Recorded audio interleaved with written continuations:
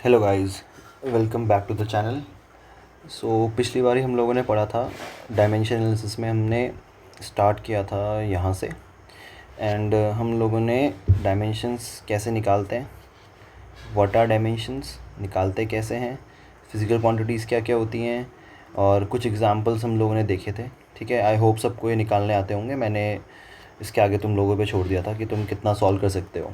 ठीक है, फिर कुछ नोट्स लिखवाए थे मैंने, आई होप याद होंगे। फिर डिफ़ाइन किए गए थे वेरिएबल्स क्या होते हैं, dimensional variable, dimensionless variable, very very important direct questions आते हैं यहाँ से। एंड कॉन्स्टेंट्स डिफाइन किए गए थे, dimensionless constant and dimensional constants. Again this is very very important. ठीक है, अब जो डायमेंशन का मेन पोर्शन है जिसको हम आज कवर करेंगे, और आई थिंक ये लेक्चर थोड़ा बड़ा हो सकता है, so just bear with me. यहाँ पे हम लोग पढ़ेंगे आज applications of dimension analysis. Dimension analysis के हम लोगों ने क्या पढ़ने हैं, एप्लीकेशंस पढ़ने हैं। और सबसे ज़्यादा इंपॉर्टेंट चीज़ यही वाली होती है, मतलब these applications are very very important. तुम इन एप्लीकेशन से 3 से लेकर 5 मार्क्स के क्वेश्चन एक्सपेक्ट कर सकते हो कि तुम्हारे यहाँ से आएंगे। ठीक है, तो बिना टाइम वेस्ट किए हुए, और पुरानी डायमेंशन की नॉलेज हम लोगों को है ही, थोड़े बहुत नहीं होगी तो मैं तुम्हें यहाँ पे गाइड करते रहूँगा एंड तुम पीछे से रिवाइज भी कर सकते हो। तो हम लोग स्टार्ट करते हैं। Total there are 3 applications of dimension analysis. ठीक है, और तीनों ही बहुत इंपॉर्टेंट है, तीनों में से कोई भी क्वेश्चन आ सकता है। तो मैंने सबसे इम्पॉर्टेंट सबसे पहले लिखवाया है। ठीक है, this is the most important, I guess most important, मतलब मोस्ट कॉमन क्वेश्चन यहीं से बनते हैं, क्योंकि दिस इज़ थोड़ा ये लेंदी होता है। ठीक है, फर्स्ट को अंडरस्टैंड करते हैं हम लोग, एंड इसमें मैं तुम्हें क्वेश्चन ही सॉल्व करवाऊंगा, और कुछ क्वेश्चन मैं प्रैक्टिस के लिए लिख दे रहा हूँ, वो तुम लोग ट्राई करोगे। ठीक है, तो पहला एप्लीकेशन हमारे पास है to derive various relation using dimensions. अभी तक हम लोग क्या कर रहे थे, अभी तक हम लोग जैसे फोर्स की ओर लिख रहे थे एम ए, और हम बोल रहे थे एम का इसका डायमेंशन होता है MLT-2, ये सबको पता होगा। तो अभी तक हम लोग फॉर्मूले की हेल्प से डायमेंशन निकाल रहे थे, बट अब हमको रिवर्स करना है, अब हमको डायमेंशन की हेल्प से फॉर्मूला निकालना है। ठीक है, अब हमको डायमेंशंस की हेल्प से फॉर्मूला निकालना है, और वही इसमें सीखेंगे हम लोग। ठीक, सॉरी, अब देखो, तो पहला क्वेश्चन पहले स्टडी कर लेते हैं। क्या है, फाइंड द फॉर्मूला निकालना है for time period t of a simple pendulum having mass of bob m, length of the string l and acceleration due to gravity g। हमें क्या करना है, हम लोगों को फॉर्मूला निकालना है। किसका फॉर्मूला निकालना है, टाइम पीरियड का फॉर्मूला निकालना है। अब किसी का भी टाइम पीरियड हो, पेंडुलम फॉर एग्जांपल हमने ले लिया यहाँ पे, तो पेंडुलम के अलावा और चीज़ का भी टाइम पीरियड हो सकता है। तो हमें पेंडुलम के टाइम पीरियड का फॉर्मूला निकालना है, और वो टाइम पीरियड का जो टी है, जिसको टाइम पीरियड को टी से रिप्रेजेंट करेंगे, ये किस पे डिपेंड करेगा, पहला मास ऑफ बॉब पे, दूसरा लेंथ ऑफ स्ट्रिंग पे, और तीसरा ग्रेविटी पे। इन 3 चीज़ों पे डिपेंड कर रहा है। फिर से मैं बोल रहा हूँ, हमें फॉर्मूला निकालना है टी का, जो डिपेंड कर रहा है एम पे, एल पे और जी पे। ठीक, गॉट इट। अब आते हैं इसके सॉल्यूशन पे। ठीक, देखो, बहुत आराम से समझो सॉल्यूशन इसका। इंपॉर्टेंट टाइप का क्वेश्चन है। ठीक है, मैं एक ही एग्जांपल करवाऊंगा, एंड आई होप कि बाकी तुम प्रैक्टिस करोगे, क्योंकि ये प्रैक्टिस से ही आने वाले हैं, ऐसे अदरवाइज बिना प्रैक्टिस के नहीं आने वाले एग्जाम्पल्स ये। देखो, हम लोगों को किसका फॉर्मूला निकालना है, अगेन फॉर्मूला निकालना है हम लोगों को टाइम पीरियड का। तो अगर टाइम पीरियड का फॉर्मूला निकालना है, तो टाइम पीरियड को यहाँ लिखेंगे टी। ये टाइम पीरियड किस किस पे डिपेंड कर रहा है, डिपेंड कर रहा है मास पे, लेंथ पे और ग्रेविटी पे। तो देखो मैं क्या कर रहा हूँ, यहाँ पे मैं टाइम पीरियड लिख रहा हूँ, प्रोपोर्शनैलिटी का साइन लगा रहा हूँ, और लिख रहा हूँ एम, मास पे डिपेंड करता है, टाइम पीरियड कर रहा है अकॉर्डिंग टू क्वेश्चन, एल पे और जी पे, तीनों पे डिपेंड कर रहा है, ए बी सी। तो देखो हुआ क्या, first step is the most important step. हमें बताना है कि किसका फॉर्मूला निकालना है और ये किन चीज़ों पे डिपेंड करेगा, उसको हम इधर लिखेंगे। इसको बोलते हैं हम, ये प्रोपोर्शनैलिटी का साइन होता है। ठीक है, इसका मतलब क्या होता है कि ये इन पे डिपेंड कर रहा है, जो फॉर्मूले में भी, जो मतलब क्वेश्चन में भी लिख ही रखा है मान ले। अब आगे बढ़ते हैं। फर्स्ट स्टेप ये हमारा है, स्टेप नंबर 1 मान के चलते हैं, मैं मार्क नहीं कर रहा हूँ, बट मानते हुए चलना। ठीक है, नेक्स्ट स्टेप क्या करेंगे हम लोग, इसको तुम रिमूव भी कर सकते हो, जाने की ज़रूरत नहीं है। जब भी मैं ये प्रोपोर्शनैलिटी का साइन को रिमूव करता हूँ तो एक इक्वल टू आता है और एक कांस्टेंट आता है के। एम की पावर ए ऐसी रहेगी, एल की पावर बी ऐसी रहेगी, जी की पावर सी ऐसी रहेगी। अब मैं थोड़ा इसको अलग कलर से लिख देता हूँ। जो यहाँ पे हेयर जो हमने के इंट्रोड्यूस किया है ना, this is dimensional less constant. Dimension less constant क्या होता है अब ये तुम लोगों को पता है, मैं नहीं बताऊंगा फिर से। ये के एक डायमेंशन लेस कांस्टेंट है, ठीक है। जिसको नहीं पता है पिछली वीडियो देखो, उसमें समझा रखे अच्छे से डिटेल में, ठीक। तो हम आगे आगे सॉल्व कर रहे हैं इसको। देखो नेक्स्ट स्टेप में क्या होगा। अब हमको क्या करना है, हमें टी मतलब टाइम पीरियड है, के तो डायमेंशनलेस कांस्टेंट हो गया, एम मास है, एल लेंथ है और जी ग्रेविटी है। अभी हम इन सब के डायमेंशंस लिख लेते हैं। जो टी का डायमेंशन होता है, मैं इसको भी आई थिंक अलग कलर से लिख देता हूँ। अभी वी आर राइटिंग डायमेंशंस, ठीक है, क्योंकि डायमेंशन के जो एप्लीकेशन है ना, वो बिना डायमेंशन याद किए सॉल्व ही नहीं कर सकते तुम लोग। मतलब अगर तुम्हें यहाँ तक पहुँचना है, एप्लीकेशन सॉल्व तुम्हें करने, क्वेश्चन ये वाले तुम्हें सॉल्व करने हैं, तो तुम्हें बेसिक ये याद होना चाहिए जो मैं तुम्हें डायमेंशंस ये लिखवाए थे ना, ये this you have to remember. अगर यही याद नहीं होंगे तो तुम ये क्वेश्चंस भी नहीं कर पाओगे, ठीक है। देखो डायमेंशंस, मैं पहले टी का डायमेंशन निकालता हूँ। टी मतलब टाइम पीरियड है, टाइम पीरियड का डायमेंशन टी ही होता है, ठीक। मैं आगे कॉमा ला के लिख देता हूँ। एम मतलब क्या है, mass of the bob. Dimension क्या होगा इसका, M. L length of the string, तो डायमेंशन इसका होगा एल। जी यहाँ पे ग्रेविटी है, ग्रेविटी का डायमेंशन तुम्हें बताया था मैंने कितना होता है, एल टी माइनस टू। याद करना है तुम लोगों को, मुझे ऐसा है तुम लोगों को भी याद करना है। सबके डायमेंशन लिख दिए। अब थोड़ा आगे बढ़ते हैं। अब डायमेंशंस पुट कर लो यहाँ पे, इसको इक्वेशन नंबर 1 दे देते हैं। दिस इज़ इक्वेशन नंबर 1, ठीक। अब यहाँ पे ज़रा डायमेंशंस पुट कर लो वैल्यूज़, तो कैसे हो जाएगा, देखो ये हो जाएगा टी का dimension T is equals to K ऐसी रहेगा, एम का डायमेंशन एम की पावर ए, एल का डायमेंशन एल की पावर बी, जी का dimension L T minus two की पावर सी। अब देखो बच्चों होता क्या है यहाँ पे, हम लोग डायमेंशन जो पावर है उसको अंदर अंदर मल्टीप्लाई करते हैं, मतलब ऐसे लिखते हैं इसको। देखो एम की पावर ए, और यही स्टेप है जो सबसे ज़्यादा गलती करते हैं स्टूडेंट्स, यही वाली, कि ये स्टेप खा जाते हैं, डायरेक्ट इस स्टेप में जंप करने की कोशिश करते हैं और इसको भूल जाते हैं। पर तुमको दोनों स्टेप लिखना है, ठीक है। तुम्हें ऐसा नहीं कि ये भूल जाना है, ये ऐसा नहीं करना है। स्टेप खाओगे तो तुम्हारे मार्क्स टीचर खा देगा, ठीक है, तो ध्यान रखना। अब हाँ देखो, टी का डायमेंशन ऐसे ही रहने दो, या फिर ऐसे लिख लेते हैं। यहाँ पे टी है M0 L0 T1, ऐसे लिख सकता हूँ ना मैं टी को, क्योंकि M और L तो ऐसे भी नहीं है यहाँ पे, है ना, इक्वल्स टू के। अब मुझे बताओ, यहाँ पे लिख दूंगा मैं M L और T। M की पावर है, कहीं और है M क्या, नहीं, तो कितनी होगी पावर A, सिंपल मल्टीप्लाई कर रहे हैं हम। L की पावर B यहाँ पे है और L की पावर C यहाँ पे, ये दोनों जब मल्टीप्लाई होंगे तो क्या होता है, बेस सेम होती है तो पावर ऐड हो जाती है। तो इसका मतलब क्या है कि हमारे पास L की पावर आ जाएगी B प्लस C और T की पावर माइनस 2C। अब देखो बीच में ये भाई साहब कौन लगे हुए हैं, इक्वल टू। ये इक्वल टू जोर जोर से क्या बोल रहा है तुम्हें चिल्ला के, कि भाई इधर का LHS और इधर का RHS बराबर होना चाहिए। और ये बराबर कब होगा, यहाँ M की पावर कितनी है 0, यहाँ M की पावर कितनी है A। जब ये A की वैल्यू 0 के बराबर होगी तभी तो बराबर होगा ये। L की पावर कितनी है 0, तो ये जब B प्लस C 0 के बराबर होगा तभी तो ये दोनों इक्वल टू होंगे। ऐसे करके हमें सबका डायमेंशन मतलब सबकी पावर्स कंपेयर करनी है। तो इन शॉर्ट में हम लिख देते हैं कंपेयरिंग पावर्स, ठीक है। पावर्स को कंपेयर कर रहे हैं हम लोग, तो देखो कैसे होंगे पावर्स को कंपेयर करेंगे। तो हम लोग जिस तरीके से करेंगे पावर्स को कंपेयर, M की पावर यहाँ 0 है और M की पावर यहाँ A है, तो A की वैल्यू कितनी आ गई 0।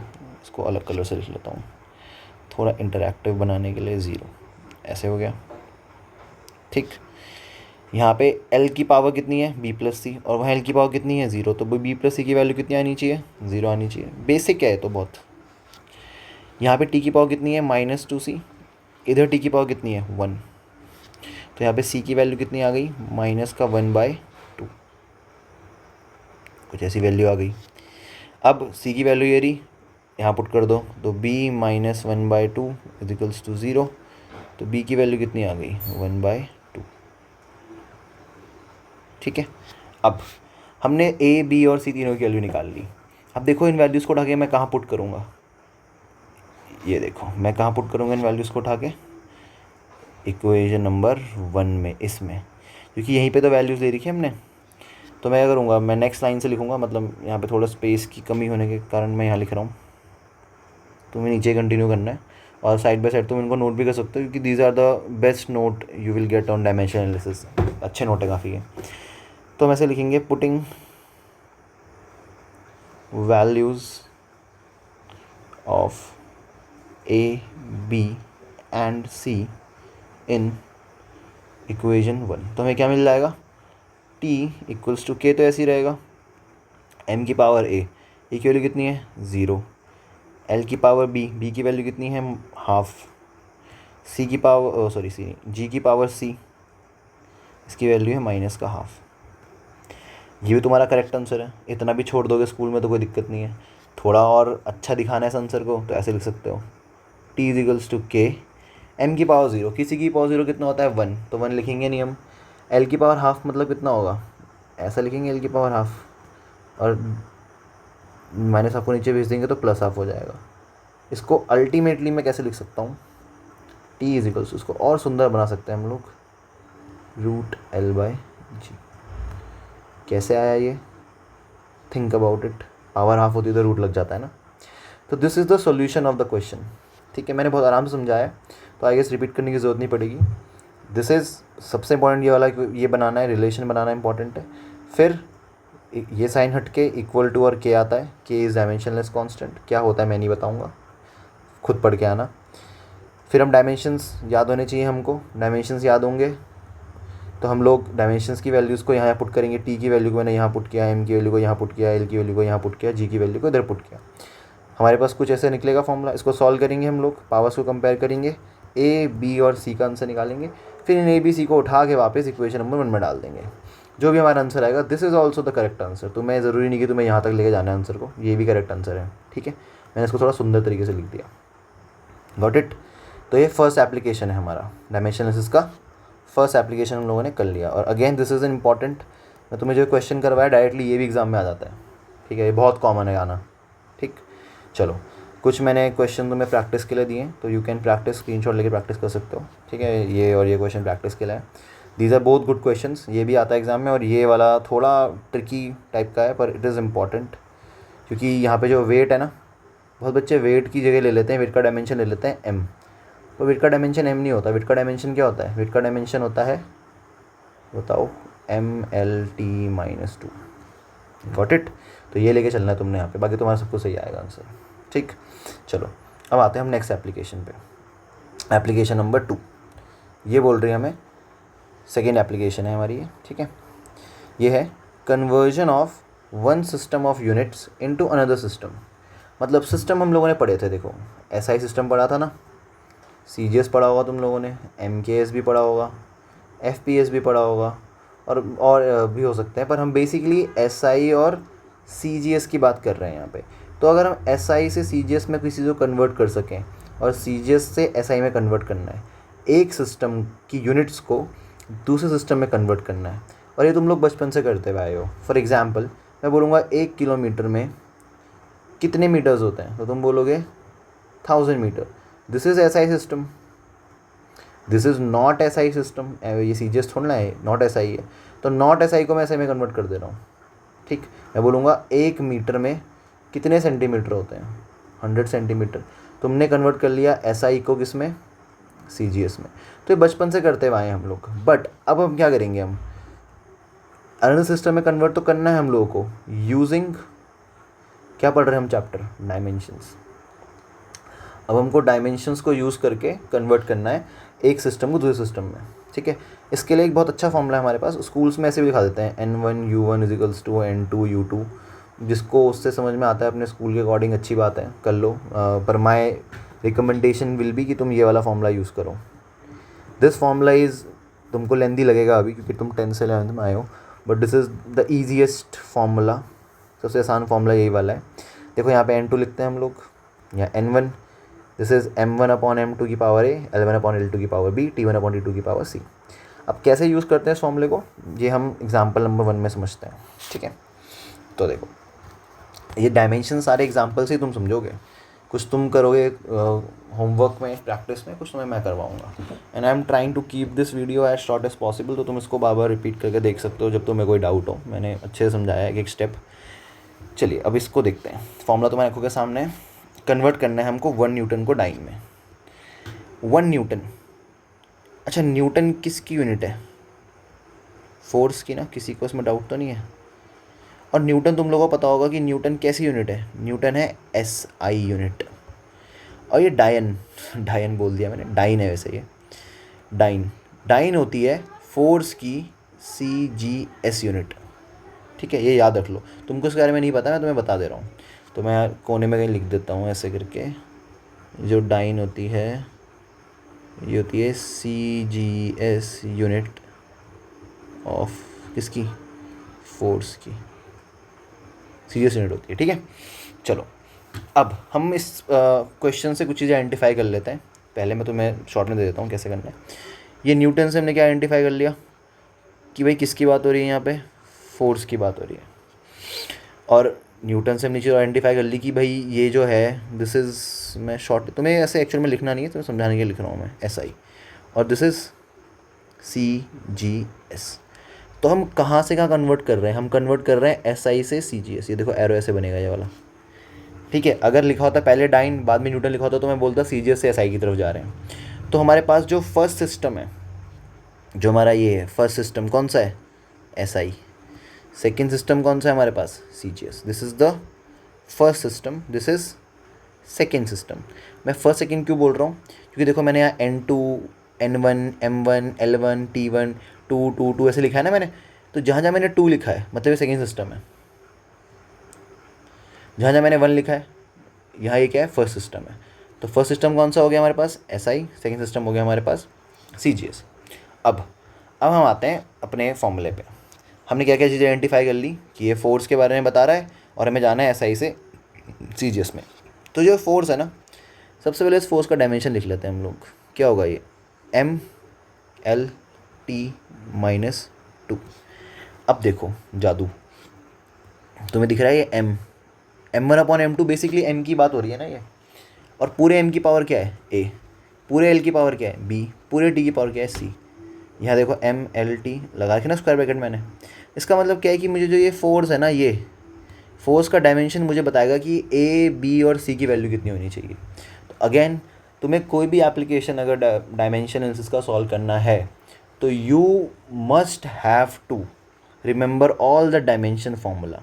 ये अगर तुमने गलत लिख दिया, मान लो तुमने फॉर्मूला लिख दिया ऐसे ML2T-2, उसके बाद तुम लोग कितना ये लगा लो, उसके बाद तुम कुछ भी कर लो, गलत हो जाएगा तुम्हारा आंसर, क्योंकि तुमने बेसिक फॉर्मूला ही गलत लगा लिया। तो सबसे इंपॉर्टेंट क्या है, ये फॉर्मूला याद करने, जिसको ये याद नहीं होंगे वो क्वेश्चंस भी नहीं कर पाएगा अटेम्प्ट, ठीक है।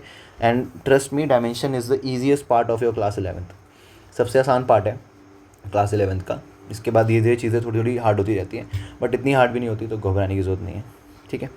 अब देखो कंपेयर करते हैं हम लोग, यहाँ M की पावर कितनी है 1, L की पावर 1, T की पावर -2, यहाँ पे कितनी है M की पावर A। तो मैं बोल सकता हूँ कि जो A की वैल्यू आएगी वो कितनी आ गई हमारे पास, 1 आ गई। B की वैल्यू कितनी आ गई, B1 आ गई। और C की वैल्यू कितनी आ गई, ये आ गई -2। हमने निकाल ली ABC की वैल्यूज़, ठीक है। मैं इसको सिर देता हूँ, ठीक। अब देखो यहाँ से मतलब प्रॉपर क्वेश्चन स्टार्ट करेंगे हम लोग सॉल्व करना, ठीक है। देखो अब हम लिखेंगे फर्स्ट सिस्टम। अभी तो मैं समझाया था मैंने, फर्स्ट सिस्टम कौन सा था, SI, this is the first system, ठीक। थोड़ा मैं इसको ऊपर कर देता हूँ, यहाँ लिखेंगे हम लोग सेकेंड सिस्टम। हमें कहाँ जाना है, हमें जाना है CGS में, ठीक है, यहाँ हमको जाना है। फर्स्ट सिस्टम में सब चीज़ें आती हैं 1 1, तो N1 इधर लिखा जाएगा, M1 यहाँ लिखा जाएगा, L1 यहाँ लिखा जाएगा और T1 यहाँ लिखा जाएगा। यहाँ लिखा जाएगा N2, यहाँ लिखा जाएगा M2, L2 एंड T2। अब देखो N1 क्या है, SI सिस्टम का नंबर। N1 हमेशा N1 इंटू नंबर होता है। जैसे बोलूँगा ना 1 मीटर में कितने सेंटीमीटर है, तो 1 इज़ N1 और 100 इज़ N2, समझ में आया। तो वैसे ही 1 न्यूटन की बात हो रही है, तो 1 क्या है हमारे पास, दिस इज़ N1। यहाँ मैं बोलता अगर 100 न्यूटन, तो 100 क्या हो जाता हमारे पास, N1 हो जाता। तो फर्स्ट सिस्टम का जो ये नंबर है ना, इसको हम N1 बोलते हैं, ठीक है। और N2 हमें फाइंड करना होता है, बोला है ना इंटू डाइन, मतलब कितने डाइन है भाई ये, है ना। अब देखो N1 की वैल्यू हमारे पास आ गई 1।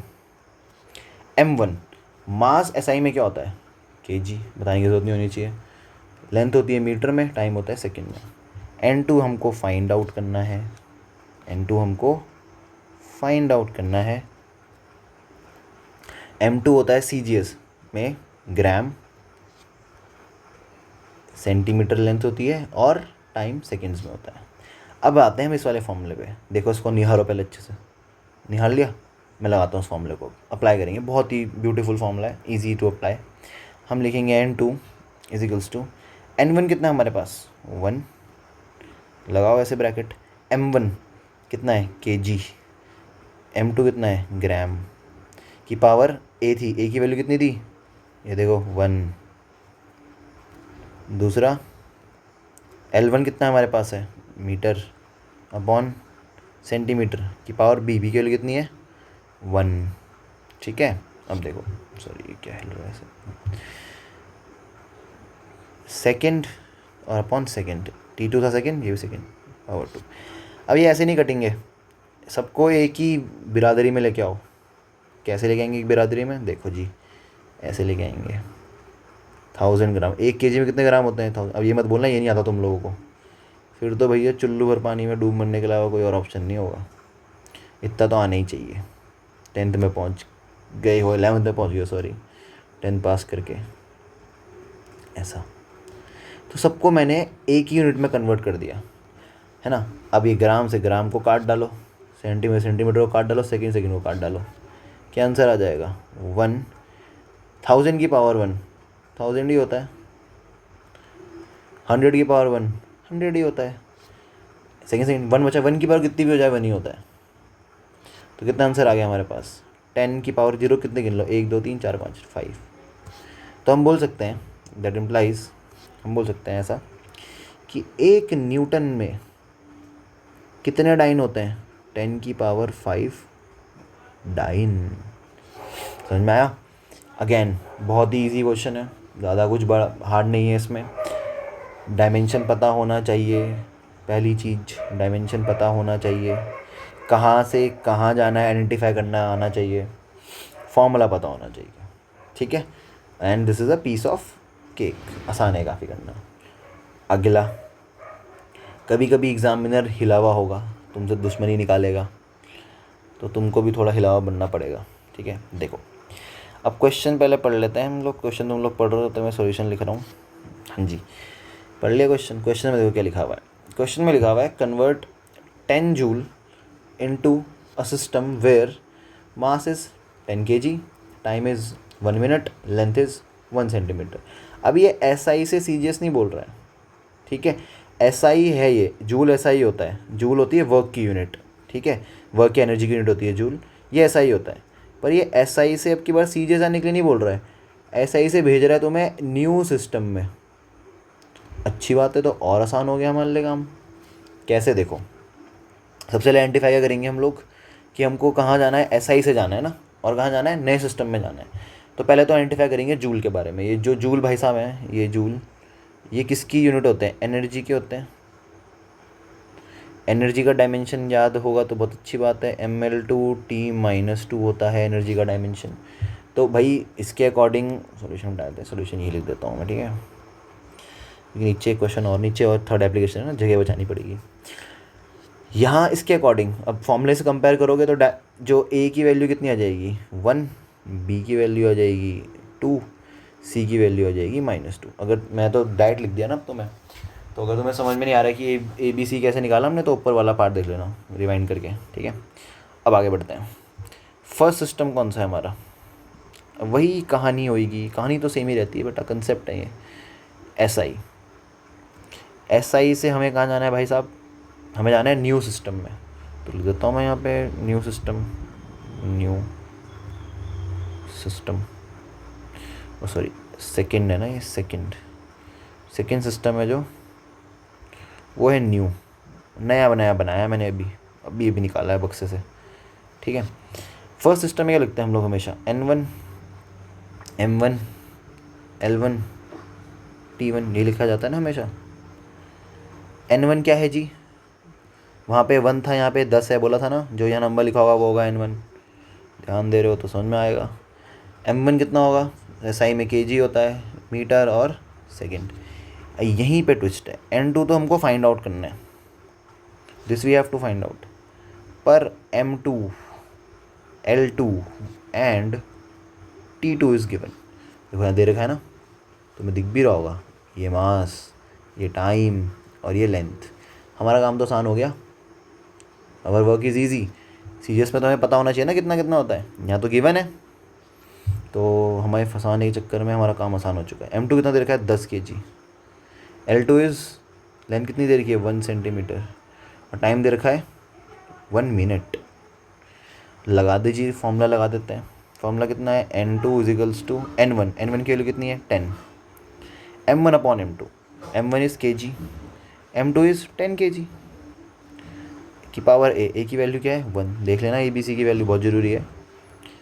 L1 कितना है मीटर, ये कितना है सेंटीमीटर की पावर 2, ये कितने भाई साहब आ गए, ये हैं सेकंड, ये क्या है मिनट की पावर -2। पावर का भी खेल होगा अब यहाँ पे देखो। अब इन सब की पहले कैटेगरी सेम कर देते हैं, kg की तो कैटेगरी सेम करने की ज़रूरत है ही नहीं, क्योंकि kg बराबर ही होते हैं, ऐसे कर लिया जी। फिर आ गया M में मीटर में कितने सेंटीमीटर होते हैं 100, और अपॉन सेंटीमीटर का स्क्वायर। सेकंड को सेकंड रहने दो, मिनट में के सेकंड कितने होते हैं, 1 मिनट में होते हैं 60 सेकंड का -2, ठीक है। S से S को काट डालो, CM से CM, kg से kg, तो ये ऐसे हो जाएगा 10 × 1/10 इंटू 100 का स्क्वायर बोले तो 100 × 100 इंटू, ये देखो इसको थोड़ा सॉल्व कर लेते हैं, मैं ऐसे रफ में कर रहा हूँ, ठीक है। ये तो ये ऐसे होता है 1/60, रफ में तो ऐसे लिखना चाहिए मुझे, 1/60 की पावर -2 लिखिए, इसका मतलब होगा 1/60 की पावर -2, ऐसे पावर माइनस होती है ऊपर जाके प्लस हो जाती है, 60 की पावर 2 हो जाएगा, ये हो जाएगा 60 का स्क्वायर, वो कितना होता है 60 × 60, तो जो आंसर आएगा वो कितना आएगा 60 × 60। इस 10 से 10 कट गया, 6 जा गया 36, जीरो गिन लो कितने जीरो हैं, 1 2 3 4 5 6, बस दिस इज़ योर।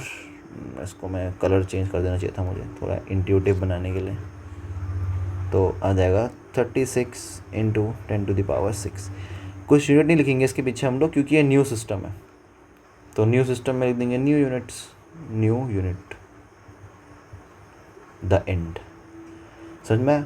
तो मैंने 2 क्वेश्चन करा दिए इस टाइप के, both are very very important. अगर एग्जामिनर को थोड़ा तुम्हें घुमाना होगा, चक्कर दिलाने होंगे, तो तुम्हें ये क्वेश्चन देगा, अगर सिंपल देना होगा तो वो ये दे देगा। ये क्वेश्चन बहुत कॉमन है ये वाला, और एक क्वेश्चन तुम लोग ऐसे ही लिख लो, मैं बोल देता हूँ, मैं यहीं के लिख भी देता हूँ, कन्वर्ट 1 जूल इंटू अर्ग, ये भी बहुत कॉमन आता है, जूल ऐसा यूनिट, अर्ग सीरियस यूनिट, ठीक है। ये भी तुम्हारे लिए होमवर्क कर लेना इसको ट्राई। हाँ जी, अब बढ़ते हैं हम लास्ट एग्जाम्पल पे, मैं ज़्यादा लंबी रखने नहीं चाह रहा वीडियो, क्योंकि फिर तुम लोग देखोगे नहीं। To check dimensional correctness of an equation और प्रिंसिपल ऑफ होमोजेनिटी। देखो ये भी इंपॉर्टेंट है, पर ये इजी है।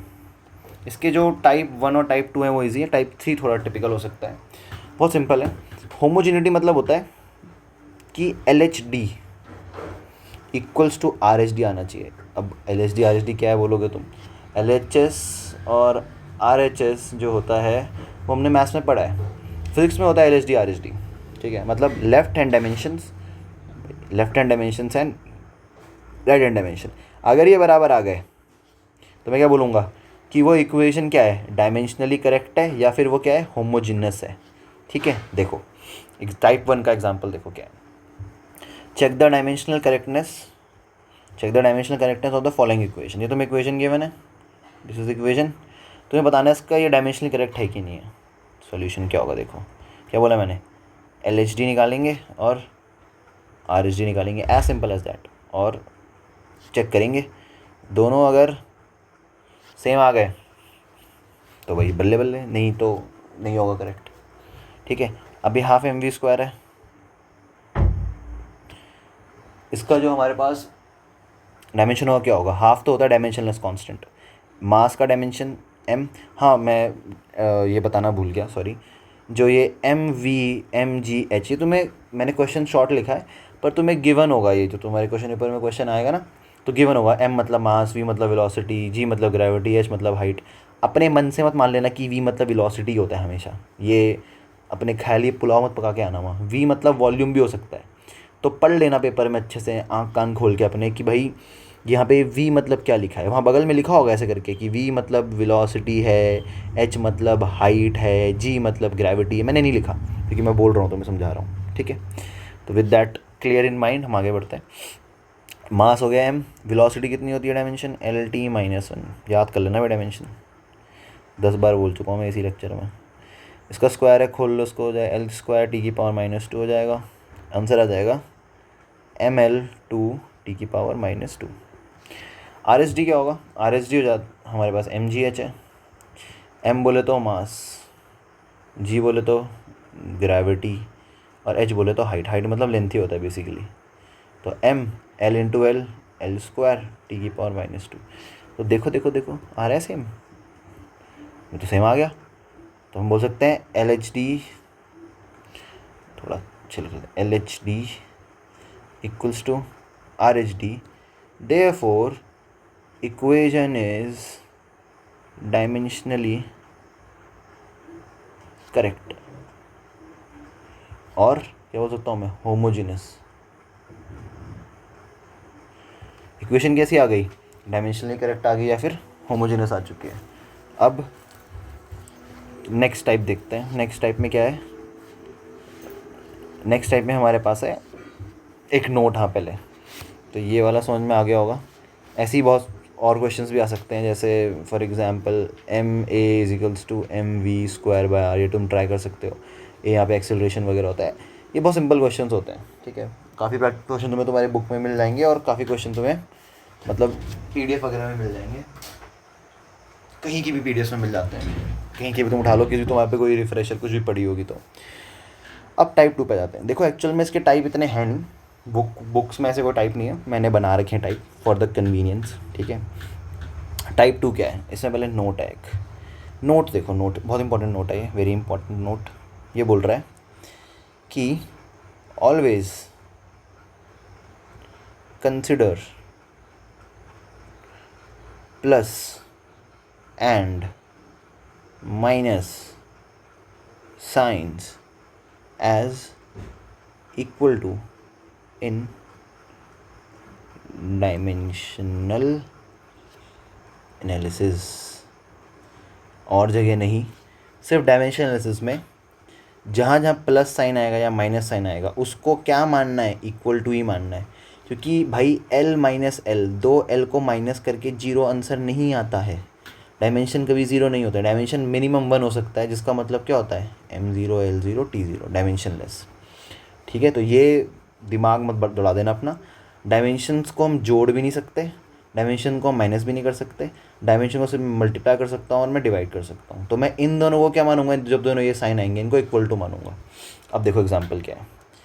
एग्जाम्पल हमारे पास बोल रहा है चेक इफ़ होगा यहाँ पे, if the equation is homogeneous और नॉट।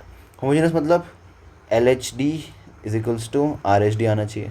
तो तुम तो बोलोगे यार सर यहाँ पे तो इक्वल टू है, यहाँ पे माइनस है। अभी मैंने क्या बोला, जहाँ माइनस साइन आएगा या प्लस साइन आएगा, प्लस या माइनस, उसे क्या मान के चलना है, इक्वल टू मान के चलना है। ठीक है, तो हम चेक करेंगे। देखो एक्चुअली होता क्या है, ऐसे करते हैं चेक, बहुत सिंपल है वाला भी।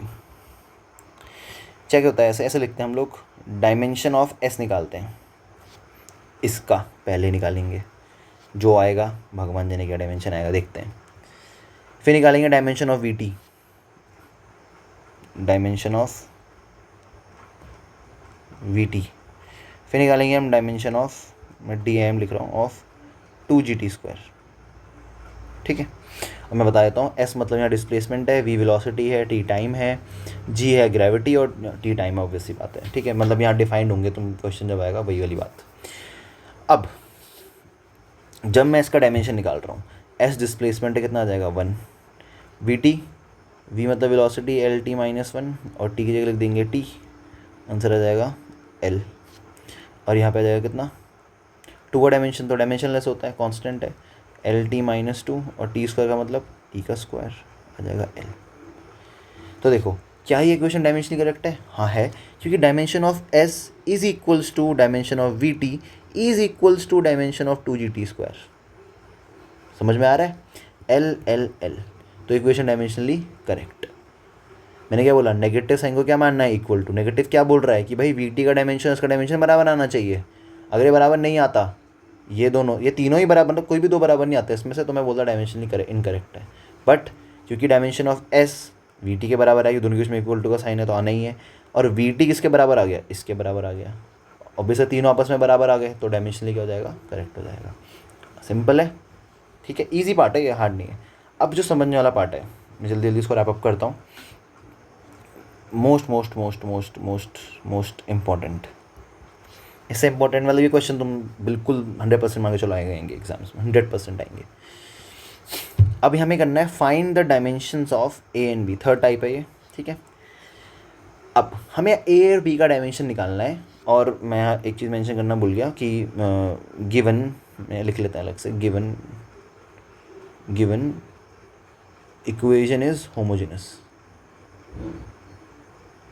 अभी हम ऊपर प्रूफ कर रहे थे ना कि होमोजेनस है, अभी हम यहाँ प्रूफ कर रहे थे। ठीक है, चेक कर रहे थे हम लोग, वी आर चेकिंग, चेक कर रहे थे हम लोग कि होमोजेनस है कि नहीं है, हम LHD निकाल रहे थे ना।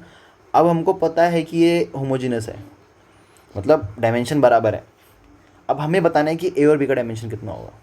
ठीक है देखो बहुत सिंपल, यहाँ पे जो P है ना, मैं बता देता हूँ क्या है, प्रेशर है, V है वॉल्यूम, R है यूनिवर्सल गैस कांस्टेंट, मैं ऐसी रफ में लिख रहा हूँ, और T है टेम्परेचर।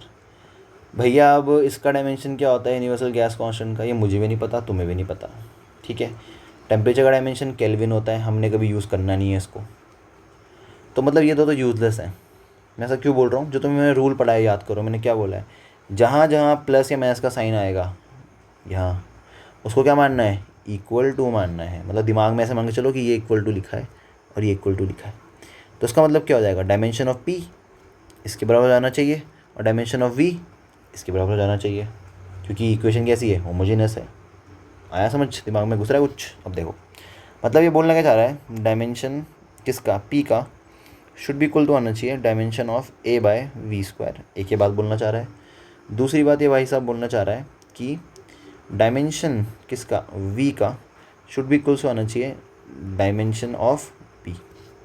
V मतलब वॉल्यूम, वॉल्यूम का डायमेंशन क्या होता है, L3, तो B का डायमेंशन क्या आ गया, L3। होगी भाई, बल्ले बल्ले आ गया आंसर, यहीं पे B आ गया। अब A का निकाल लो, डायमेंशन ऑफ P, प्रेशर क्या होता है, force by area, force MLT -2, area L²। Formula याद रखो, फॉर्मूले याद होंगे तब डायमेंशन याद हो जाएंगे, L³ का whole square. Dimension of A क्या आ जाएगा, इसको तो मल्टीप्लाई करो, ये आ जाएगा लगभग L⁵ ऐसा आ जाएगा। देखो ये mL⁵ T⁻², स्क्वायर ब्रैकेट लगा देना। ठीक है, ये आ जाएगा डायमेंशन ऑफ A, कैलकुलेशन कर लेना।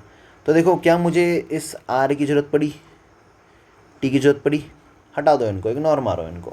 ठीक है, इनकी ज़रूरत ही नहीं पड़ी मुझे, तो इनका डायमेंशन पता नहीं की जरूरत ही नहीं थी, सिर्फ मैंने माइनस साइन ढूंढा कहाँ पे है, जहाँ माइनस था मैंने दिमाग में से कर दिया, इक्वल टू लगा दिया, इधर भी इक्वल टू लगा दिया, तो भाई इसने बोल दिया ये इसके बराबर है, ये इसके बराबर है। ठीक है, अब देखो जी, सेम कहानी यहाँ भी कर सकते हैं हम लोग, पर यहाँ थोड़ा डिफरेंट केस है। कैसे? ई मतलब यहाँ एनर्जी है, बता देता हूँ मैं, एनर्जी। बी का डायमेंशन निकालना है, एक्स मतलब है डिस्प्लेसमेंट, और टी मतलब है टाइम। ठीक है, तो मैं क्या बोला, जहाँ नेगेटिव साइन है क्या लगा दो वहाँ पे, इक्वल टू लगा दो, मतलब डायमेंशन ऑफ बी किसका हो जाएगा, एक्स के बराबर हो जाएगा। तो पहले तो मैं यही निकाल लेता हूँ, dimension of B is equal to कितना हो जाएगा, कितना आ जाएगा, एक्स मतलब डिस्प्लेसमेंट था ना, तो ऐसे हो गया, डायमेंशन ऑफ बी तो मैंने निकाल लिया। पर ए कैसे निकालूँ अब, देखो ए के लिए मैं क्या करूँगा, ए के लिए मैं इस क्वेश्चन को थोड़ा सा सॉल्व करता हूँ, ऐसे कर देता हूँ, ई ए टी, ईट, ये इंग्लिश वाला ईट नहीं है, ठीक है, बी माइनस एक्स स्क्वायर, मैंने ए टी को उधर मल्टीप्लाई कर दिया, मैंने ए टी को उधर क्रॉस मल्टीप्लाई कर दिया। ठीक, अब ये क्वेश्चन भी सीधी वैसी बन चुकी है।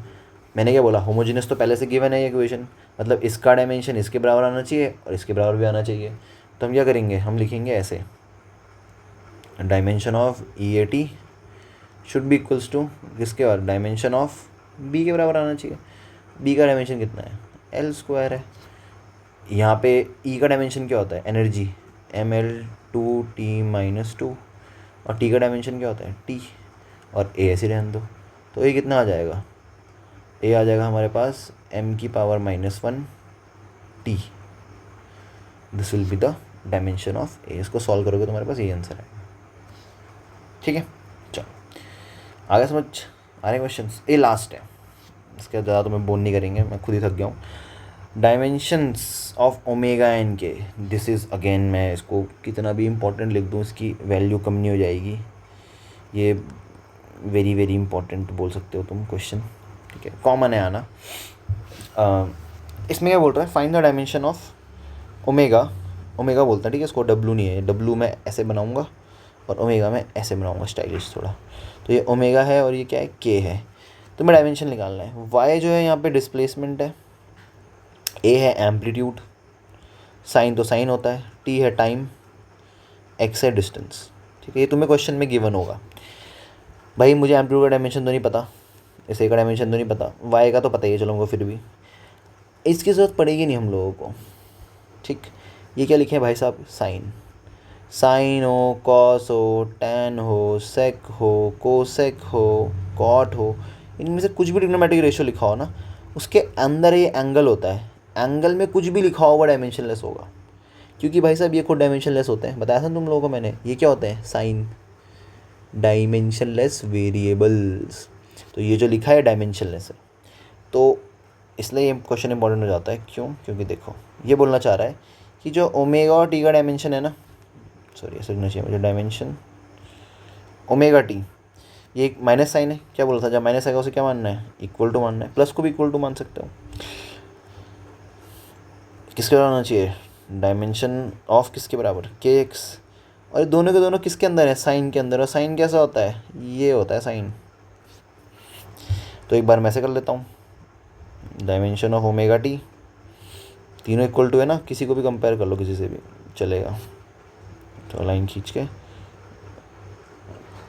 डायमेंशन ऑफ के एक्स, M0 L0 T0, ऐसे।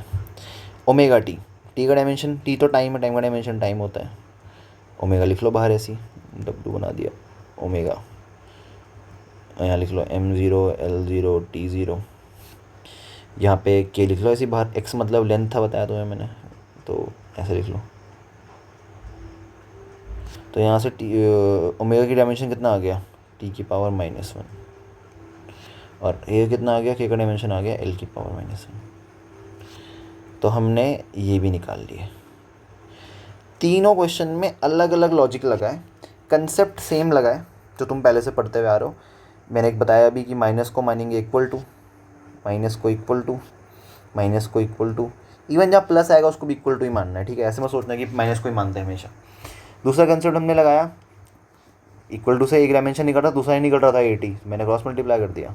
यहाँ पे इक्वल टू वाले कंसेप्ट दोनों डायमेंशन निकल जा रहे थे, तो कुछ करने की ज़रूरत नहीं पड़ी। यहाँ पे भाई साहब इक्वल टू के साथ साथ काम नहीं बन रहा था, तो साइन आ गया, साइन ने इन दोनों को डायमेंशनलेस कर दिया। ठीक है, मैं लिख भी देता हूँ यहाँ रीज़न देंगे, सिंस साइन इज